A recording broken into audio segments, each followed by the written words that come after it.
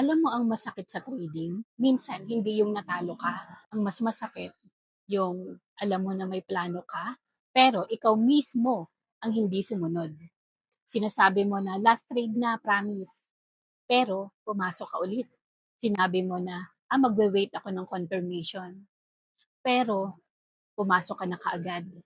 Hinabol mo pa rin. Sinabi mo na risk management muna, pero nilakihan mo na naman ang lot size mo kasi gusto mong bumawi agad. Then, after matalo, tumahimik ka na lang. Kasi deep inside, alam mo na hindi market ang may kasalanan, kundi ikaw.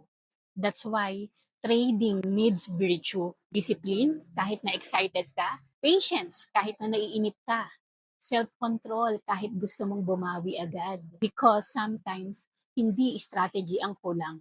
It's character. Kailangan mo ba ng community? Join ka na sa Pinoy Sin Profit for free with complete lessons pa from basic to advanced.